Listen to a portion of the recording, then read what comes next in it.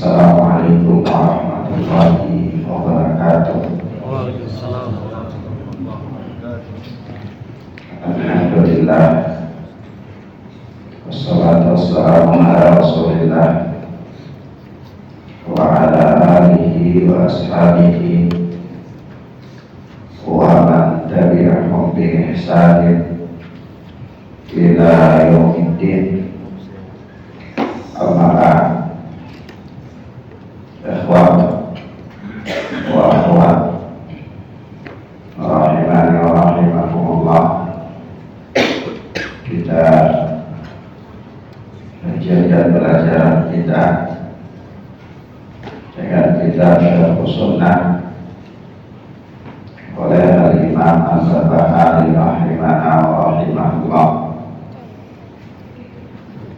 Kata beliau, wa awhanul Islam wa abtalul jihad wa amilu fil furqah wa khalaful athar wa takallamu bil mansukh wa ihtajju bil mutasyabih fasyakkakun nasa fi adyanihim wa ikhtasamu fi rabbihim wa qalu laisa hunaka adabu qabri wala haudun wala syafa'ah wal jannatu wan naru lam yukhlaqa wa ankaru katsiran mimma qala Rasulullah sallallahu alaihi wa alihi wasallam fastahalla man istahalla takfirahum wa lima'ahum min hadzal wajh li'annahu man radda ayatan min kitabillahi faqad radda al-kitaba kullah wa man radda hadithan an Rasulillah sallallahu alaihi wasallam faqad radda al-athara kullah fa huwa kafirun billahi al-'azim. Nah, Al-Imam Al-Barbahari masih melanjutkan ucapan beliau terkait dengan penyimpangan Jahmiyah, di mana orang-orang Jahmiyah dengan berbagai macam penyimpangan yang ada pada mereka adalah awhanul Islam. Mereka melecehkan Islam, wa abtalul jihad, mereka menggugurkan kewajiban berjihad, wa amilu fil furqah, dan mereka menciptakan perpecahan, wa khalaful athar, mereka menyelisihi athar-athar, menyelisihi nas-nas. Nah, ikhwan wa akhwat, di antara kejelekan-kejelekan dari penyimpangan Jahmiyah itu sampai pada akhirnya pada tahap Islam itu dilecehkan oleh mereka. Dilecehkan dalam artian yakni mereka mengabaikan sekian banyak daripada syariat Allah Azza wa Jal, sehingga dalam pandangan mereka tidak ada kewajiban berjihad, karena bagi mereka tidak ada orang kafir, semua orang itu adalah beriman. Karena tidak semua orang itu beriman, maka tidak ada di situ kewajiban untuk berjihad. Fir'aun itu muslim, ya, orang-orang kafir dengan kekafiran yang bagaimanapun dia adalah muslim. Kenapa? Karena bagi mereka orang-orang tersebut mengenal Allah Subhanahu wa taala dengan hati mereka. yakni secara nurani, orang-orang itu mereka meyakini tentang adanya Allah. Ya, tentang apa? Adanya Allah. Sementara telah berlalu kita katakan bahwa Jahmiyah itu di dalam masalah iman itu mereka beranggapan bahwa asal mengenal Allah itu sudah cukup, tidak perlu ada amal-amal yang lain. Jadi mengenal Allah itu muslim sudah. Jadi pertanyaannya, Fir'aun muslim apa bukan kalau dalam pandangan Jahmiyah? Muslim, karena Fir'aun juga mengenal Allah Azza wa Jal. Taib. Dengan begitu sejumlah syariat itu gugur dalam pandangan mereka. Wa amilu fil furqah, dan mereka menciptakan perpecahan. Nah, perpecahan di ikhwan? Di dalam setiap kelompok yang menyimpang itu hasilnya adalah perpecahan. Kenapa? Karena tidaklah ada satu penyelisihan terhadap Alkitab dan Sunnah, melainkan di sana pasti akan ada perpecahan. Maka dari itu para ulama katakan kepada kita, di antara ciri-ciri ahlul bid'ah itu adalah perpecahan. Makanya namanya ahlul bid'ah wal furqah. Iya. Kenapa? Karena yang namanya menyelisihi Al-Quran dan Sunnah dengan pemahaman yang benar itu pasti ada perpecahan. Pasti ada perpecahan. Dan suatu hal yang luar biasa pada orang-orang yang menyimpang daripada kebenaran itu Allah sifatkan mereka, kullun hisbim bima ladaihim farihun. Masing-masing kelompok itu mereka merasa bangga, merasa benar dengan apa yang ada pada kelompok mereka. Jadi kalau ada perselisihan di antara mereka, yang mereka menangkan bukan kebenaran, yang mereka menangkan adalah prinsip-prinsip dasar yang ada di dalam kelompok tersebut. Nah, kita tahu ya secara bersama bahwa setiap kelompok itu dia punya kalau di organisasi ya mungkin dia punya anggaran dasar, anggaran rumah tangga ya. Ada kelompok-kelompok sempalan ya mungkin tidak sampai seformal seperti itu, tapi sadar atau tidak sadar dia punya prinsip-prinsip dasar yang nggak boleh dilewati ya. Nah, sehingga perpecahan di antara mereka, pertikaian di antara mereka itu bukan untuk memenangkan kitab Allah dan sunnah Rasul, tetapi memenangkan kelompok. Memenangkan apa? Memenangkan kelompok. Maka perpecahan pun terjadi. Perpecahan demi perpecahan terjadi di tengah-tengah mereka. Nah, berbeda dengan ahlul haq. Nah, ahlul haq, seandainya terjadinya perselisihan di antara ahlul haq, maka yang mereka menangkan adalah kitabullah dan sunnah Rasul sallallahu alaihi wasallam. Sehingga kalau ada orang dia mengatakan bahwa dia berjalan di atas al-haq, dia berjalan di atas metode yang benar, pemahaman yang benar, lalu dia memenangkan kelompoknya dalam perselisihan, maka ini berarti pengakuannya tidak benar ya. Karena ini ada ciri-ciri kekelompokan pada dirinya. Nah, sementara lambang atau ciri khas ahlul haq itu tidak ada keberpihakan kepada kelompok apapun. Keberpihakannya hanyalah kepada kebenaran. Karena al-haqqu haqqu yu'tabar. Kebenaran itu lebih berhak untuk diikuti. Nah, taib. Maka dari Jahmiyah inilah muncul perpecahan-perpecahan. Nah, kita katakan tadi sekali lagi bahwa setiap kelompok yang menyelisihi Al-Quran dan Sunnah pasti melahirkan perpecahan demi perpecahan. Wa khalaful athar, dan mereka menyelisihi athar, menyelisihi nas-nas. Wa takallamu bil mansukh wahtajju bil mutasyabih fasyakkakun nasa fi adyanihim wakhtasamu fi rabbihim. Lalu mereka juga berpendapat dengan mansukh. Mereka berbicara dengan nas-nas yang telah mansukh. Kalau kita mempelajari dasar-dasar hukum Islam dalam kawaid, apalagi kalau kita pelajari kawaid tafsir, itu ada di sana nasikh dan mansukh. Ada pelajaran tentang yang menghapus dan yang dihapus. Nah, Jahmiyah dikatakan oleh Al-Imam Al-Barbahari di sini, mereka beramal dengan nas-nas yang mansukh. Kemudian mereka berhujjah dengan nas-nas yang mutasyabih. Nas-nas yang mutasyabih. Nah, kalau kita lihat nas-nas, itu ada nas yang muhkam, ada nas yang mutasyabih. Sebagaimana dalam surat Al-Imran ya, Allah Azza wa Jalla mengatakan, Fa ammal ladzina fi qulubihim zayg fayattabi'una ma tasyabaha minhu ibtigha'al fitnah wa ibtigha'a ta'wilih. Itu adapun orang-orang yang pada hati mereka ada penyimpangan, itu yattabi'una ma tasyabaha minhu, mereka mengikuti ayat-ayat yang mutasyabih. Nah, taib, di sini ada ciri khas ahlul bid'ah.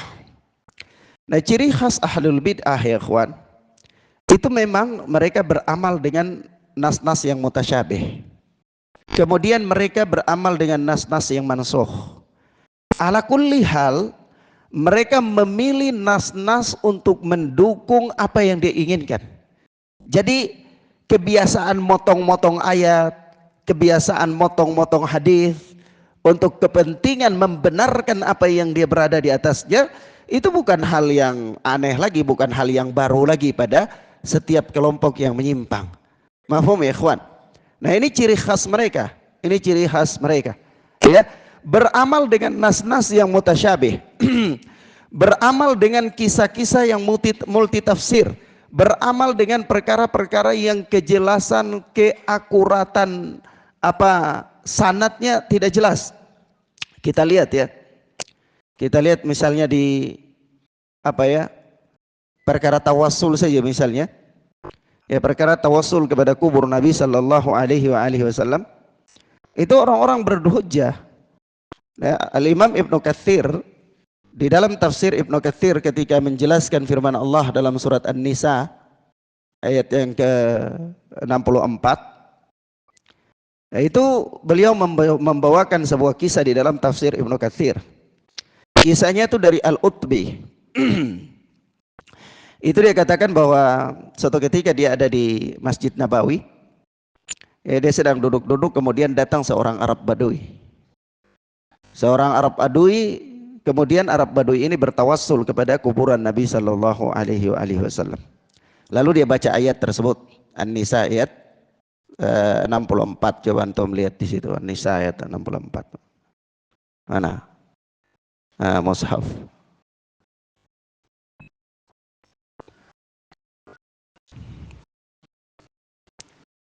Coba dilihat.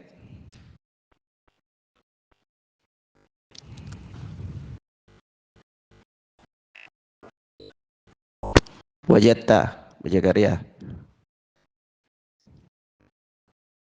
Iqra.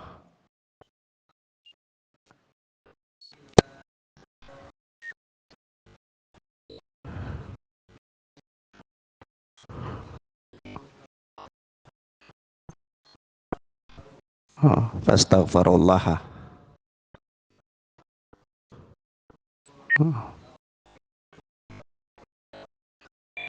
Nah, apa artinya?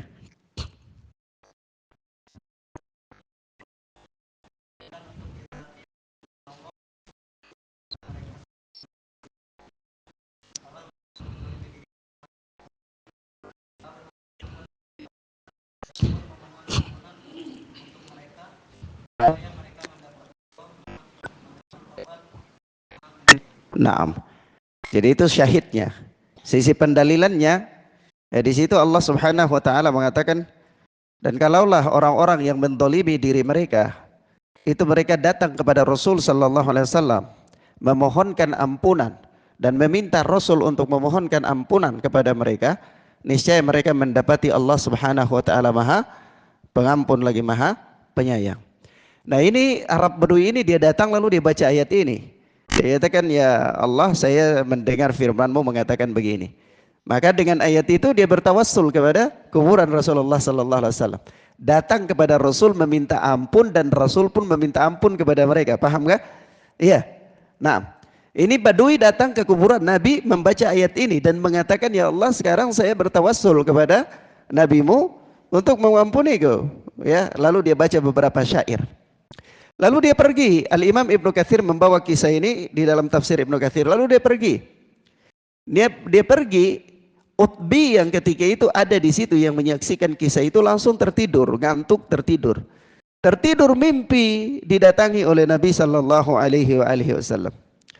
Apa kata Nabi? Ya Utbi, susuli orang itu, ikuti dia dan sampaikan kepada dia bahwa Allah sudah mengampuni dosa-dosanya. Nah, nah kisah ini kisah tawassul enggak? Kisah tawassul. Iya.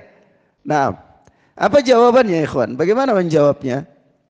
Antum mau menjawabnya dari sisi sanad, antum bukan ahli hadis, enggak mengerti sisi sanad. Sanadnya sahih apa enggak sahih? Paham ya ikhwan? Tapi bisa enggak kisah ini disanggah? Ya bisa. Bagaimana bisa? Kembali kepada perjalanan salaf. Bagaimana kembali kepada perjalanan salaf? Di zaman Umar ibn al-Khattab radhiyallahu taala anhu, itu para sahabat sangat membutuhkan untuk bertawassul kepada Rasul seandainya bisa. Ketika terjadinya apa? Kekeringan. Mereka datang enggak ke kuburan Nabi untuk bertawassul? Tidak ada. Mereka datang ke siapa? Al-Abbas. Mafhum ya ikhwan? Terus ada enggak satu sahabat di antara sahabat-sahabat pilihan melakukan hal ini? Tidak ada.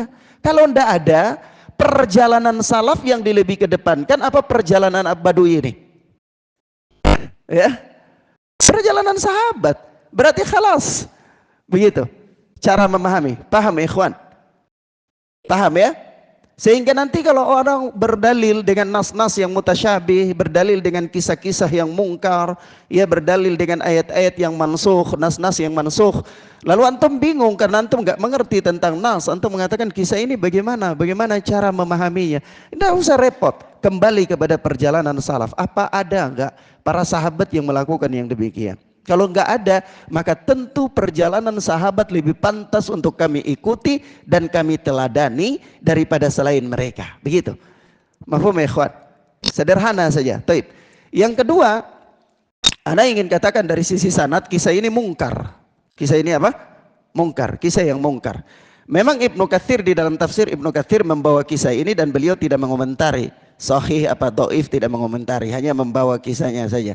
Tetapi para ulama ahli tahqiq, para pentahqiq, ketika mereka meneliti dan mentahqiq tafsir Ibnu Katsir, mereka mengatakan ini adalah atsar yang apa? Kisah yang mungkar. Taib.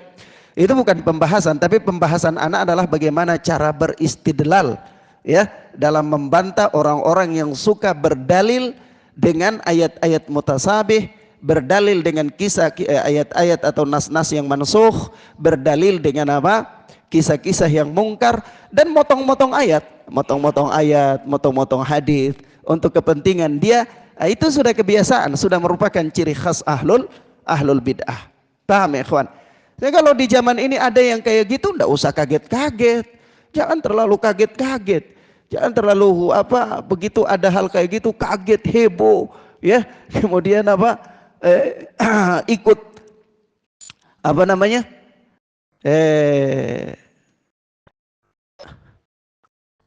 Komentar, kemudian ikut apa viralkan dan lain. Tidak usah heboh. Antum orang yang belajar Al-Quran dan Sunnah punya metode pengamalan agama tersendiri yang sudah paten, sudah pasti, sudah khalas. Tinggalkan hal yang berbagai macam itu. Iya. Nah, paham ya ikhwan? Kenapa? Antum bisa dibuat pusing dalam hal yang demikian itu. Nanti besok ada satu lagi, besok ada satu lagi, besok ada satu lagi. Jadi antum jadinya repot untuk hal-hal yang kayak gitu. Nggak belajar, nggak murojaah, akhirnya jadi bingung, ya. Apalagi kalau antum belum terlalu mengerti tentang nas, ya. Banyak orang-orang yang akan datang dengan nas-nas, dia datang bawa ayat-ayat Al-Quran, dia datang bawa ya hadis-hadis Nabi, dia datang bawa kisah-kisah, ya, dan seterusnya, dan seterusnya. Nah, taib. Sampai sini paham ya ikhwan? Nah, ala kulli hal apa namanya catatan yang perlu diambil daripada ucapan Al-Imam Al-Barbahari ini bahwa setiap pelaku penyimpangan dari manhaj yang benar itu mereka punya metode dalam berdalil.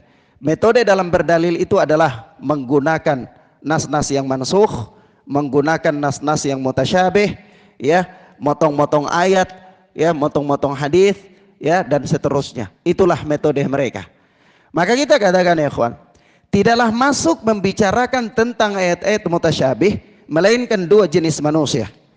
Tidak masuk membicarakan ayat-ayat mutasyabih itu melainkan dua jenis manusia. Manusia yang pertama adalah za'iq yuridu tadlil, orang yang menyimpang, yang menginginkan kesesatan, ya. Ini orang yang menyimpang, yang menginginkan kesesatan itu suka masuk otak-atik ayat-ayat yang mutasyabih. Yang kedua adalah para pelajar, ya, para penuntut ilmu yang masih awam, sehingga dia berbicara tentang ayat-ayat mutasyabih tanpa ilmu, berbicara tentang ayat-ayat mutasyabih tanpa apa? Tanpa ilmu. Nah, ini dua jenis manusia.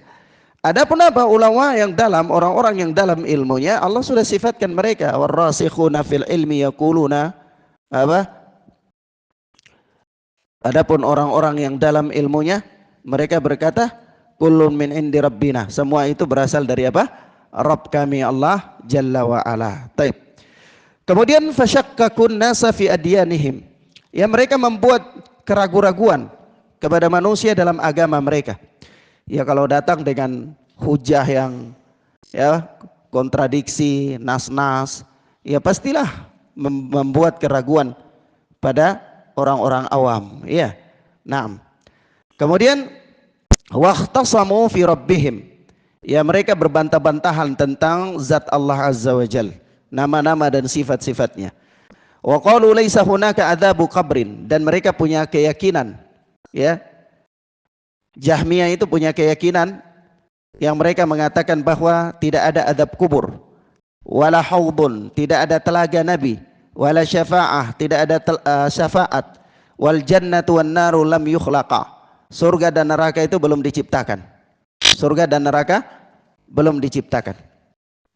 Sebab itu kalau nanti antum masuk di dalam buku-buku filsafat, itu ada satu tema pembahasan.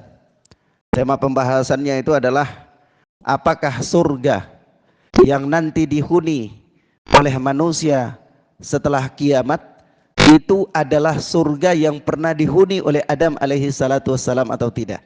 Begitu. Paham ya, ikhwan? Nah, jadi kalau antum masuk dalam buku-buku filsafat ada judul pembahasan begitu. Apakah surga yang nanti di kelak manusia akan memasukinya setelah hari kiamat itu sama dengan surga yang pernah dihuni oleh Adam alaihi salatu wassalam apa tidak? Nah, kalau masuk dalam pembahasan kayak gini akhirnya apa? Bingung. Bingung. Oh, bukan. Kenapa bukan? Ya karena surga dan neraka itu belum diciptakan pada saat Adam itu diciptakan. Kenapa? Ya karena kalau diciptakan nanti kan kalau hari kiamat semua makhluk hancur binasa. Berarti surga dan neraka diciptakan kemudian binasa lagi. Nggak mungkin. Berarti bukan surga yang sama. Surga yang dihuni oleh Adam itu surga yang lain. Surga yang nanti manusia kelak di hari kiamat masuk itu adalah surga yang lain. Begitulah logikanya falasifah, ya, ahli kalam. Tetapi kita katakan bahwa apa? Keyakinan yang benar dan telah berlalu kita bahas bahwa surga dan neraka itu adalah dua makhluk yang telah Allah Subhanahu wa taala ciptakan dan dia kekal sebagaimana dikehendaki oleh Allah untuk dia kekal. Iya. Dia kekal sebagaimana Allah menghendaki untuk dia kekal. Taib. Kemudian berikutnya ini poin-poin penting yang Jahmiyah menyelisihi akidah Ahlus Sunnah, ya, yang disebutkan oleh Al-Imam Al-Barbahari. Wa ankaru katsiran mimma qala Rasulullah sallallahu alaihi wasallam. Dan mereka mengingkari sekian banyak sabda Nabi sallallahu alaihi wasallam. Fastahalla man istahalla takfirahum wa dima'ahum min hadzal wajhi. Nah, oleh sebab itulah para ulama menghalalkan pengkafiran mereka dan menghalalkan darah mereka. Dari sisi ini, dari sisi ini. Dari sisi mana? Ya dari sisi mereka menganggap tidak ada kewajiban di dalam agama, tidak ada kewajiban sholat, tidak ada kewajiban berjihad. Mereka beramal dengan ayat-ayat yang mansuh, mereka beramal dengan nas-nas yang mutasyabih, mereka membuat keraguan di dalam agama, mereka berdebat, berbantah-bantahan tentang zat dan sifat Allah Azza wa Jal, maka terjatuhlah mereka ke dalam kekufuran. Maka para ulama pun mengkafirkan mereka dan menghalalkan darah mereka. Ya, konsekuensi dari kepada kafir adalah halalnya darah dan kehormatan, kan gitu? Iya. Nah. Taib. Kemudian apa? Li'annahu man radda ayatan min kitabillah faqad raddal kitaba kullah. Kata Imam Al-Barbahari, karena Orang yang menolak satu ayat dari kitabullah itu sama dengan dia menolak seluruh kitabullah. Wa man radda haditsan an Rasulillah sallallahu alaihi wasallam faqad raddal athara kullah. Begitu pula orang yang menolak satu hadis dari Nabi sallallahu alaihi wasallam adalah sama dengan dia menolak seluruh hadis Rasulullah sallallahu alaihi wasallam. Fahuwa kafirun billahil azim. Maka dia pun dengan itu kafir kepada Allah yang Maha Agung. Taib. Ini tentang penolakan ayat ya. Jadi penolakan ayat-ayat Al-Quran, mendustakan satu ayat Al-Quran itu sama dengan mendustakan seluruh isi Al-Quran. Mendustakan hadis Nabi sallallahu alaihi wasallam itu sama dengan mendustakan seluruh hadis Nabi sallallahu alaihi wasallam. Taib.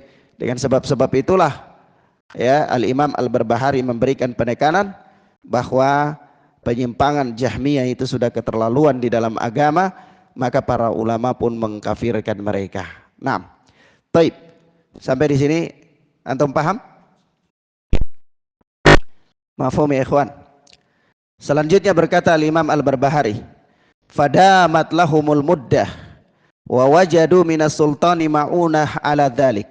Wa wada'u sayfa was sawta ala man duna dhalik fadarasa ilmu sunnati wal jamaah wa auhanuhuma wa sarata maktumataini li idharil bid'i wal kalami fiha wa li kathratihim wattakhadul majalisa wa adharu ra'yahum wa wada'u fihil kutub wa atma'un nas wa talabu lahum ri'asah fakanat fitnatan azimatan lam yanju minha illa man asamallah." Kata beliau, fadamat lahumul muddah, maka mereka punya cukup waktu ya. Jahmiyah itu punya cukup waktu untuk apa? Untuk menyebarkan kesesatan mereka.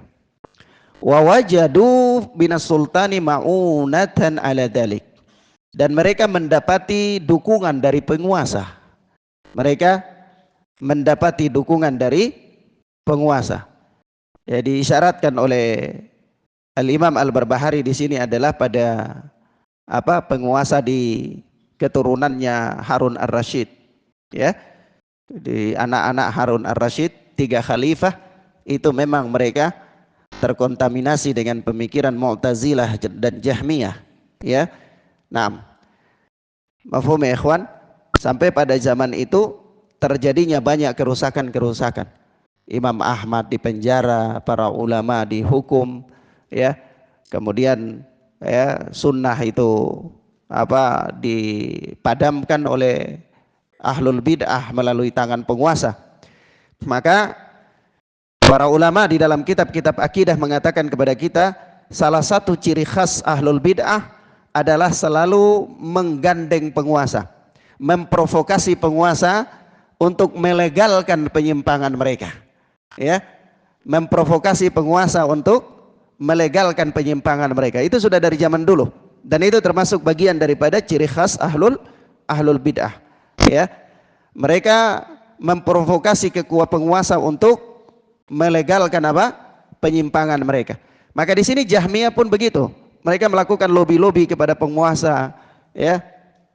Kalau di zaman sekarang itu ya mungkin dia punya lobi-lobi ya, paling kurang ya menteri agama lah ya, atau ya posisi-posisi yang penting supaya bisa menularkan penyimpangannya dan bisa melindungi kelompoknya yang menyimpang ya, begitu. Nah, ini kata beliau, wa wajadu minas sultani ma'una ala dhalik, mereka mendapati dukungan dari penguasa terhadap penyimpangan mereka. Wa wada'u sayfa wa sawta ala man duna dhalik, dan mereka pun meletakkan pedang dan cambuk untuk orang yang menyelisihi mereka, yakni menggunakan kekuasaan ya, tidak segan-segan membunuh, menangkap, menyiksa. Dan itu sudah terjadi. Imam Ahmad disiksa, dicambuk ya. Sampai kalau antum baca biografi Imam Ahmad itu, di hari yang bulan yang ke-28 Imam Ahmad mau dikeluarkan itu, beliau besoknya mau dicambuk. Jadi beliau dicambuk itu di lapangan yang luas. Dan sebelum beliau dicambuk itu penguasa sudah umumkan bahwa nanti besok itu Ahmad bin Hambal mau dicambuk, supaya apa? Orang-orang datang nonton, ya, manusia datang menyaksikan, lalu ada ketakutan di hati manusia untuk apa? Berkeyakinan dengan keyakinannya Al-Imam Ahmad rahimahullah. Nah, pada malam itu Imam Ahmad jahit tali celana beliau. Jahit tali celananya, dibuat tali dari pinggang ke pundak. Ya. Nah, di situ ditanyakan kepada Imam Ahmad, "Ya Imam, kenapa antum kok enggak punya persiapan apa-apa, yang antum buat adalah tali celananya?" Kata Imam Ahmad, "Aku takut, aku khawatir itu aurat aku nanti tersingkap pada saat dicambuk." Ya, subhanallah. Jadi Imam Ahmad gak mengkhawatirkan nanti dicambuk atau disiksa, enggak. Beliau mengkhawatirkan auratnya itu nanti nampak di hadapan umum. Itu subhanallah, ya. Jadi beliau mempersiapkan tali celananya itu dibikin sedemikian kuatnya. Beliau dibawa ke tengah lapangan di tiang itu, dicambuk luar biasa. Sampai ada cerita-cerita khurafat, ya, yang berkaitan dengan peristiwa itu. Ada cerita-cerita yang mengatakan kelihatan tangan, ya, muncul untuk melindungi Imam Ahmad dan seterusnya. Ini cerita-cerita khurafat. Tapi kondisi demikianlah kondisi penyiksaan yang terjadi pada Imam Ahmad. Kita lihat juga pembawa bendera Al-Haq, Syekhul Islam Ibnu Taimiyah, ya, juga mendekam di dalam penjara. Bahkan Imam Ahmad itu mau sholat gak ada air, ya, sampai sholat di dalam penjara itu menggunakan apa? Tayamum.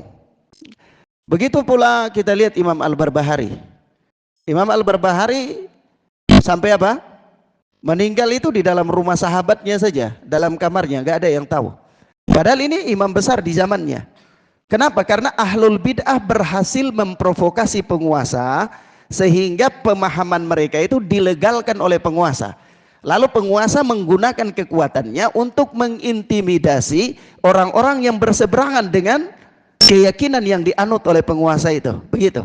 Ya, itulah cara para mubtadi untuk memprovokasi penguasa. Maka anak katakan, ya ikhwan, kita ahlus sunnati wal jamaah as-salafiyun, ya, orang-orang yang berdiri di atas al-haq dengan pemahaman yang benar, jangan terlalu terlibat banyak di dalam urusan-urusan kekuasaan, ya, urusan-urusan demokrasi dan lain-lain. Jangan, karena di situ pergesekan kepentingan. Antum ngeblok pada salah satu kandidatnya tidak jadi, kandidat yang jadi akan intimidasi antum. Ya, mafhum ya ikhwan. Dakwah bisa tidak berjalan dan seterusnya, karena di situ berkepentingan kekuasaan. Kepentingan apa? Kekuasaan. Jadi kita tidak ada hajat dengan itu. Hajat kita adalah mendakwakan Al-Quran dan Sunnah dengan pemahaman yang benar dan mengamalkannya untuk diri kita, untuk keluarga kita, dan untuk saudara-saudara kita. Itu saja, khalas. Seandainya Allah mengirimkan kepada kita suatu musibah, peperangan, pembantaian, dipersekusi, maka itu takdir Allah Azza wa Jal. Kita bersabar atasnya, dan Allah Subhanahu wa Ta'ala memberikan kepada kita kesempatan untuk menggugurkan dosa-dosa kita. Kesempatan untuk apa? Menggugurkan dosa-dosa kita. Karena fokus kita tidak ada di situ. Fokus kita adalah bagaimana mempelajari Al-Quran dan Sunnah dengan pemahaman yang benar dan mengamalkannya di dalam pengamalan kita, dalam kehidupan kita. Mengamalkan Al-Quran dan Sunnah dalam kehidupan kita, mulai dari kita bangun tidur sampai kita tidur lagi. Itu hajat kita. Itu hajat apa, ikhwan? Hajat terbesar kita. Kenapa? Karena kita nggak bisa melawan mereka. Imam Al-Barbahari mengatakan, wa wajadu minas sultani ma'una ala dalik. Mereka mendapati dukungan dari penguasa atas hal tersebut. Wa wada'u sayfa wa sawta ala man duna dalik. Dan mereka meletakkan pedang dan cambuk untuk orang-orang yang menyelisihi mereka. Wa darasa ilmu sunnati wal jama'a wa auhanuhuma. Dan mereka dengan kondisi yang demikian itu, maka lenyaplah ilmu sunnah dan al-jamaah, dan sunnah dan al-jamaah itu menjadi terlemah, menjadi lemah, menjadi terhina ketika itu.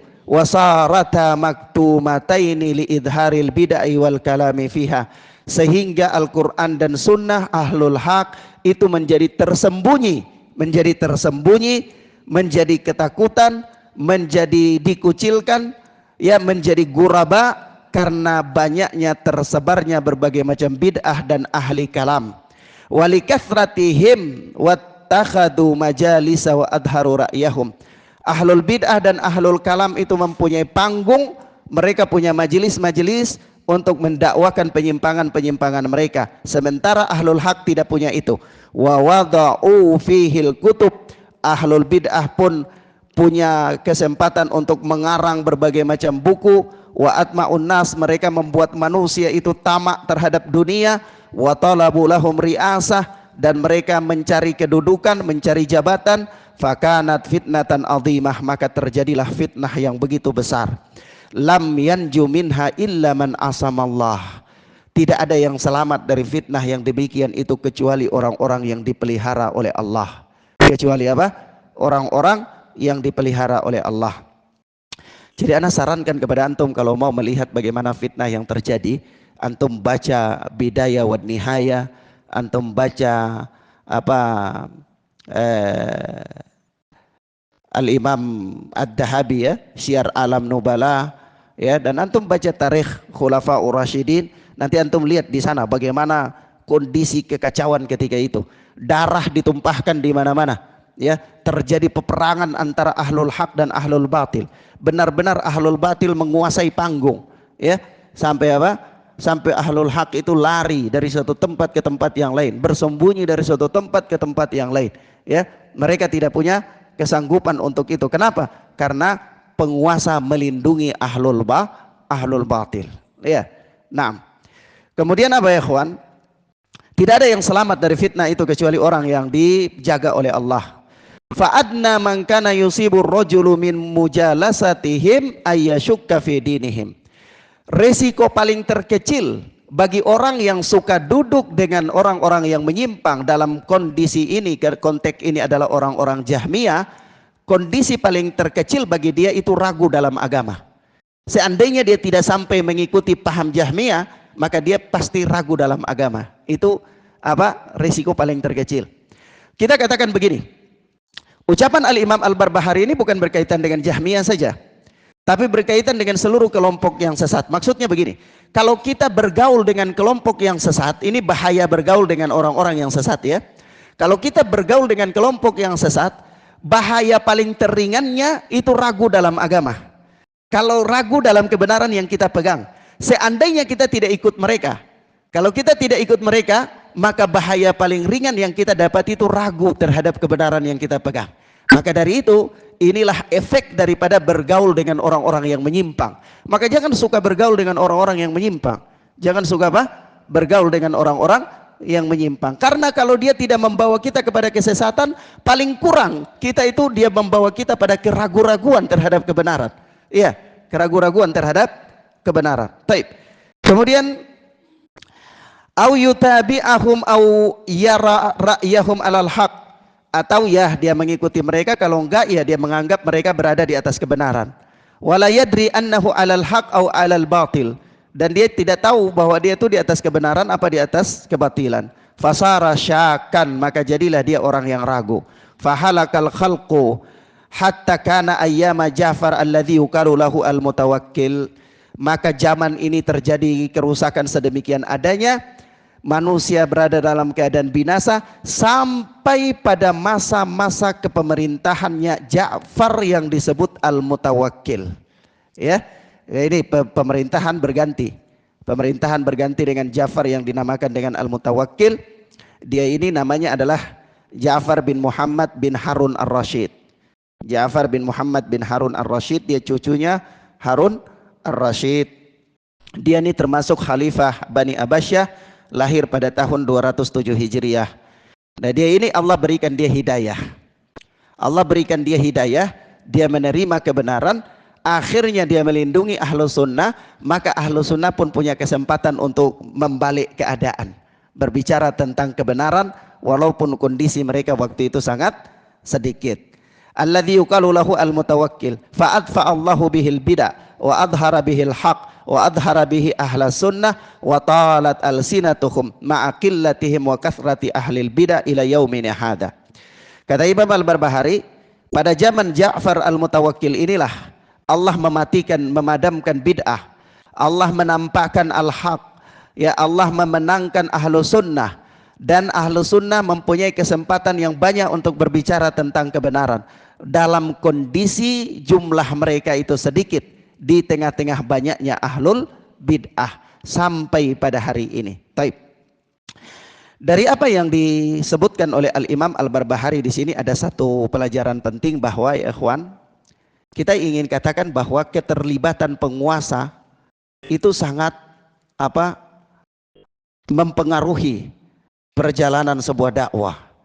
Ya, kalau sekiranya para penguasa itu mereka terlibat di dalam penyimpangan, maka al-haq yang akan diberenggus oleh mereka. Tapi kalau seandainya mereka menerima kebenaran, ya, maka mereka akan membela kebenaran, maka kebenaran itu mempunyai ruang yang besar. Ya, kebenaran mempunyai ruang yang besar untuk mendakwakan kebenarannya. Ala kulli hal, keberadaan penguasa itu sangat penting, ya, sangat berpengaruh bagi perjalanan sebuah dakwah, ya. Nah, maka ya, kalau ada permasalahan yang berkaitan dengan para penguasa, ya, itu harus ditimbang kemaslahatan dan kemudaratannya. Kemaslahatan yang lebih besar yang berkaitan dengan dakwah itu harus diperhitungkan, karena para penguasa itu sangat berpengaruh terhadap keberlangsungan dakwah. Nah, demikian ikhwan fiddin azani Allah wa iyyakum. Ini beberapa hal yang bisa kita bacakan dari keterangan Al-Imam Al-Barbahari rahimana wa rahimahullah. Insyaallah taala kita lanjutkan pada pertemuan berikutnya biidznillah. Wassallallahu ala nabiyina Muhammad wa ala alihi wa sahbihi wasallam. Subhanakallahumma wa bihamdika asyhadu an la ilaha illa anta astaghfiruka wa atubu ilaik. Wassalamualaikum warahmatullahi wabarakatuh.